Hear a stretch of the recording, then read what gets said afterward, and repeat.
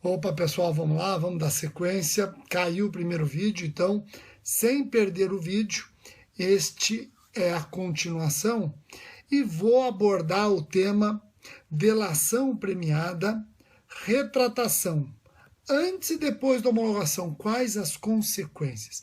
Então eu peço para que vocês diminuam as mensagens para que eu possa explorar toda essa questão. Enquanto vocês diminuem as mensagens, eu comentava no outro vídeo, comento novamente, vocês assistiram o Jornal Nacional?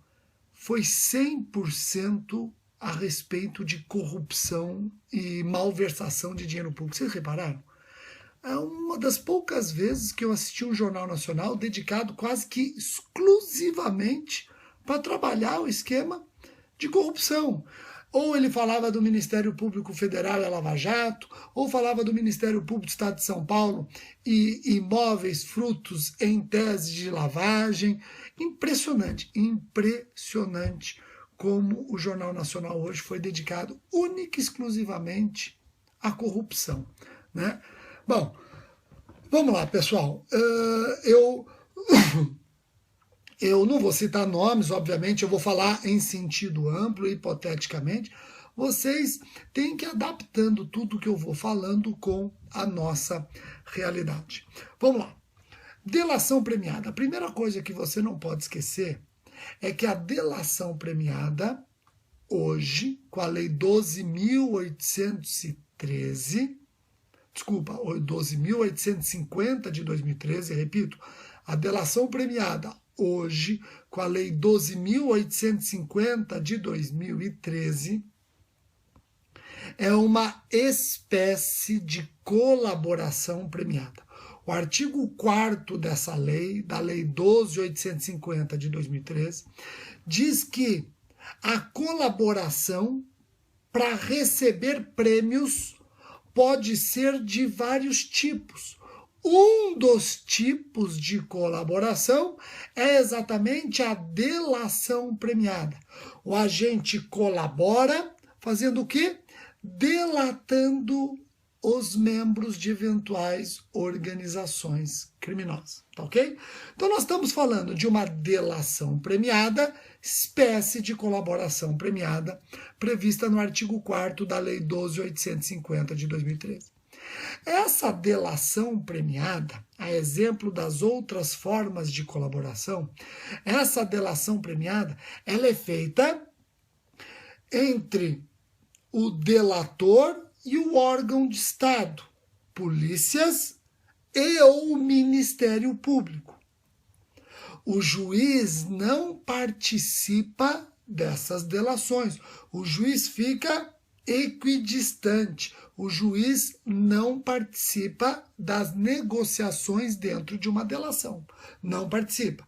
Até porque essa delação ela deve ser homologada perante o judiciário. Tá ok?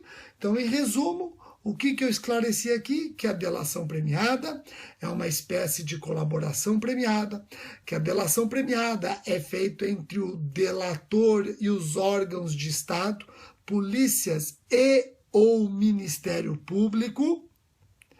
O juiz não participa dessas delações, até porque o juiz homologará esse acordo. Compreenderam? Bom, olha que problemão que pode acontecer e foi previsto pelo legislador.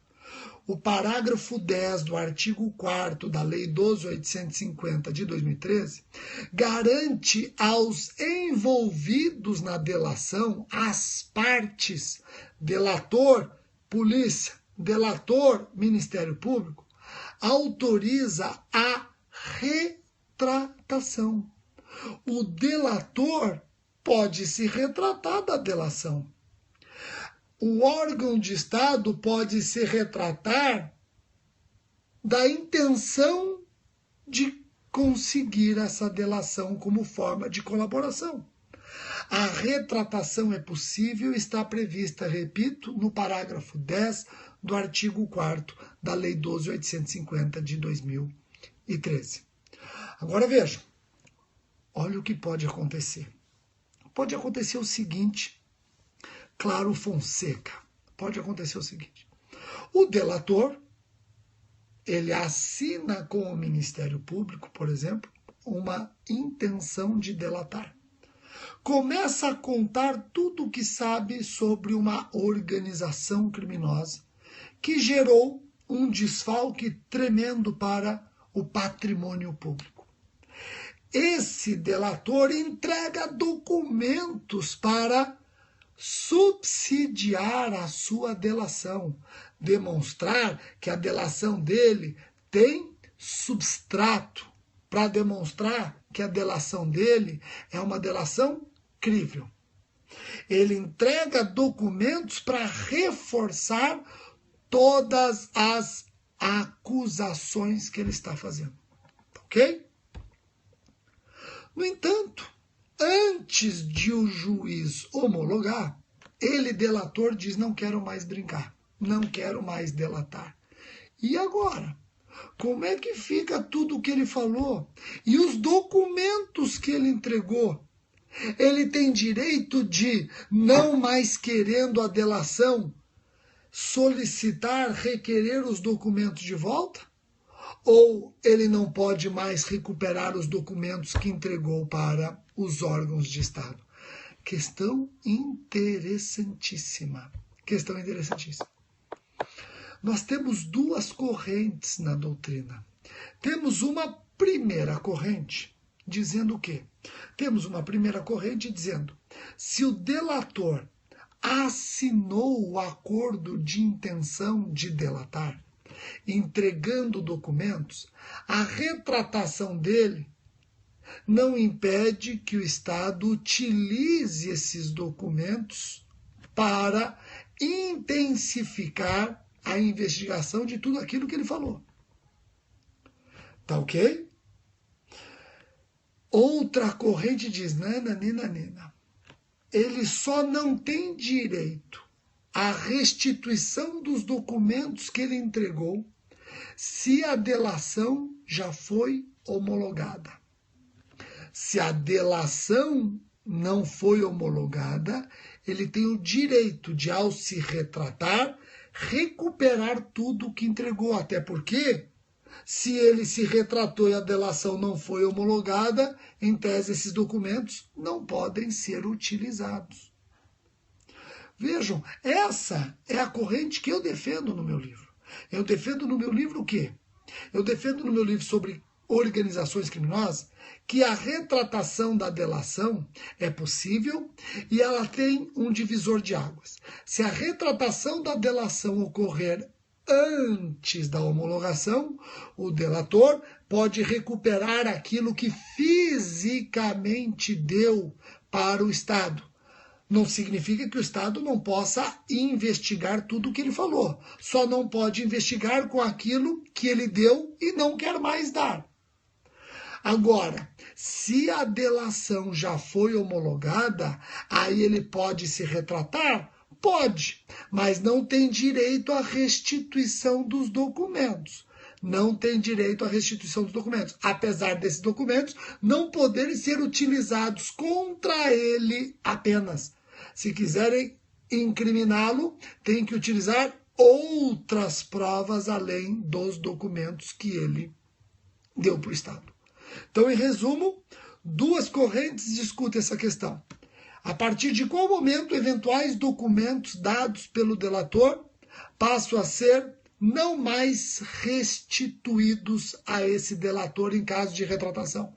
A primeira corrente entende que, assinado o acordo de delação, ele não tem mais direito à restituição daquilo que ele entregou. Apesar de que aquilo que ele entregou não pode ser utilizado única e exclusivamente contra ele. Outros entendem que a partir da homologação da delação é que os documentos não podem mais ser restituídos. Se ele se retratar depois da homologação, não tem mais direito à restituição dos documentos, em que pese esses documentos não poderem ser utilizados exclusivamente contra ele. Pessoal, essa discussão não tem nada a ver com o Estado poder investigar aquilo que o delator falou e depois se retratou. O que ele falou e depois se retratou não impede com que os órgãos que ouviram aquela delação retretada, possam aprofundar a investigação. Então, o delator se retratou, não importa se foi antes ou depois da homologação, não importa se foi antes ou depois da assinatura do acordo, o que o Estado ouviu pode investigar. O que eu estou aqui aprofundando com vocês é no caso de entrega de documentos pelo delator, se ele tem direito à restituição ou não. Estão me perguntando qual é a corrente que prevalece nos tribunais. Isso aqui é muito novo, os tribunais não estão discutindo esse assunto. Então eu trouxe em primeira mão um tema que eu acho que vai despencar em concurso.